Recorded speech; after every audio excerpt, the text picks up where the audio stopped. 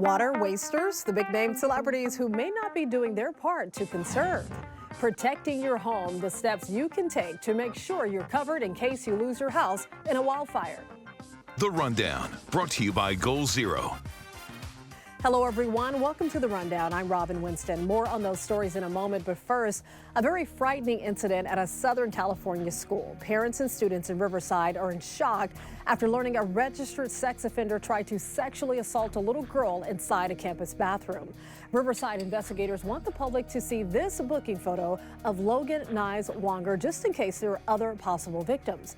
The 32-year-old registered sex offender is accused of hopping a fence at Krista McAuliffe Elementary School. Police say a campus supervisor heard a child crying in a bathroom and chased him away. That employee managed to get a description of the getaway car. Nyes Wonger was caught a few hours later. The things I would want to do to him, I can't say it on camera, but I mean, he needs to be thrown in the slammer and let the inmates take care of him. The school district is now implementing new safety practices to heighten awareness and increase adult supervision. Campus officers and Riverside police are also increasing patrols. LA County is expanding eligibility for the monkeypox vaccine. It now applies to gay or bisexual men and transgender people who may have had skin-to-skin contact with people at large venues in the past 14 days. Also, anyone who engaged in transactional sexual activity in the past 14 days. Vaccines are being offered in 2-dose regimens. As you know, the ongoing drought is threatening our water supply, and everyone has to do their part in saving water, and that includes big-name celebrities. According to the LA Times, Kim and Kourtney Kardashian, Kevin Hart, former NBA star Dwayne Wade, and actor Sylvester Stallone are among the stars accused of wasting water. The Los Virgenes Municipal Water District in Calabasas has sent warning notices to them and thousands of other customers for exceeding monthly water use reductions. Well, the water district says it could install flow restrictors at properties that fail to save water. Well, it was very nice to get a break from the heat, right? Triple-digit temperatures are back, and meteorologist David Bigger is tracking your forecast. As we go through the next couple of days, the thunderstorm chances will be increasing across some of the mountain spots as well as the deserts. But I think for Tuesday, the chances should be relatively low. So 3 p.m. on Tuesday, here's what I'm talking about. The Riverside County Mountains, San Bernardino County Mountains. We've got some buildups, a couple of little pops right there. So maybe the chance of a thunderstorm, but for the high desert should be relatively quiet, but hot for Tuesday. And then as we go through the overnight hours, Tuesday into Wednesday, our focus will briefly shift down to lower elevations. We do get an increase in the marine layer, trying to extend it to some of our inland spots. That's signaling a bit of a cooling trend coming our way for the remainder of the week. But thunderstorm chance wise, watch the mountain spots. We go into Wednesday afternoon, you'll see a bunch of storms pop up here. Some of those will also go across portions of the high desert. That is a look at your weather forecast. The New York Times reports that the government has recovered more than 300 classified documents from former President Trump since he left office. That includes documents received earlier this year. NBC News has reached out to federal authorities and the Trump team and has not heard back. The news came hours after Trump announced a new lawsuit. He wants to block the Justice Department from reviewing materials until an independent legal office can review them. The federal judge who signed off on the search has said that there was probable cause that evidence of multiple federal crimes would be found at the estate. I'm a power blackout, and I'm going to put you in the dark. What is that? It's the Yeti 3000X solar generator, a home backup system from Goal Zero. Take that, blackout. Wildfire season is now considered year-round in California, and if you lose your home, the NBC4i team has learned your insurance may not cover the full cost to rebuild. But as NBC4's Carolyn Johnson reports, one phone call can at least start to fix this problem. Water drop taking place. In recent years, wildfires have ripped through California, leaving thousands homeless after their houses burned to the ground. Catherine Wilson, who lived in the mountains, is one of them. All of that sense of security, that sense of having roots, that sense of coming from a family, just evaporated. The maximum amount Catherine's insurance company would pay to rebuild her home, about $400,000.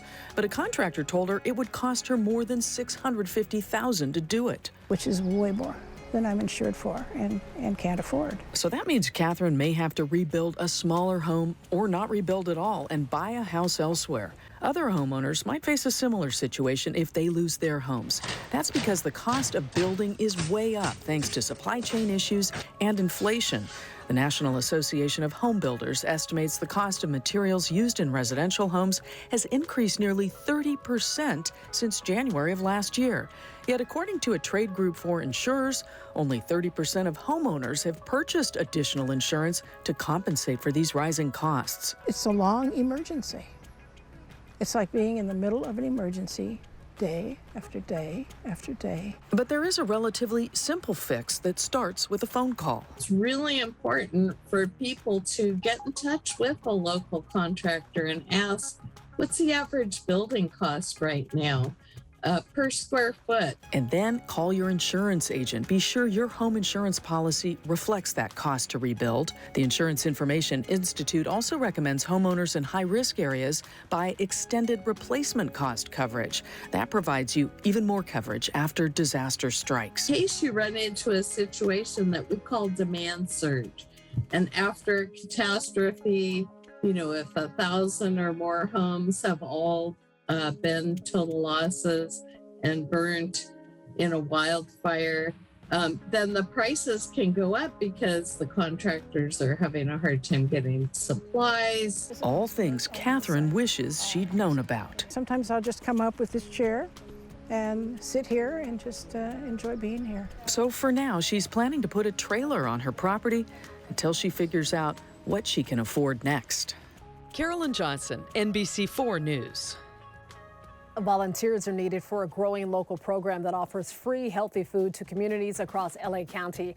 The program is called LA Community Fridges. Communal refrigerators and pantries filled with food are placed around LA where people are free to take what they need. The program accepts donations in fresh produce, non-perishable items, canned goods, and even items like PPE and hygiene products as well.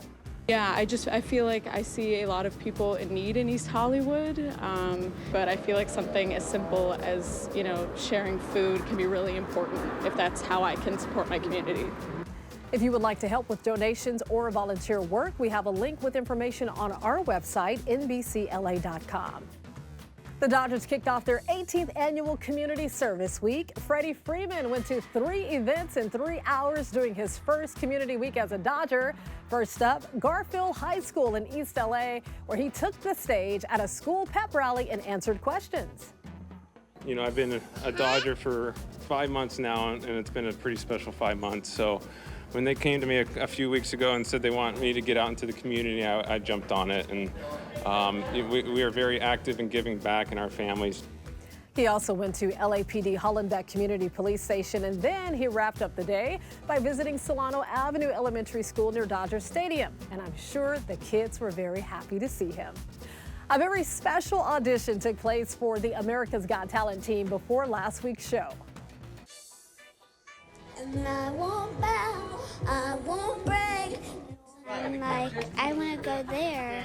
And Mom says that could be your wish after you're done with treatment.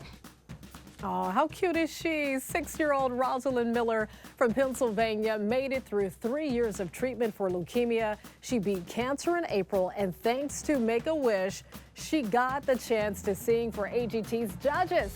Simon even made a bold prediction.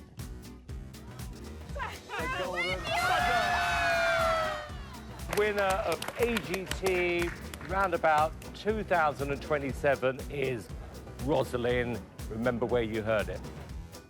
Rosalind also got a t-shirt signed by the judges and Terry. How awesome is that? And it's great to see her happy and healthy and smiling. She's such an inspiration. You can always get news and weather updates on the NBCLA app and on our website, NBCLA.com. And be sure to tune into Today in LA on NBC4 weekdays from 4 to 7 a.m. I'll be helping you get around with the traffic reports throughout your morning commute. I'll see you next time on The Rundown.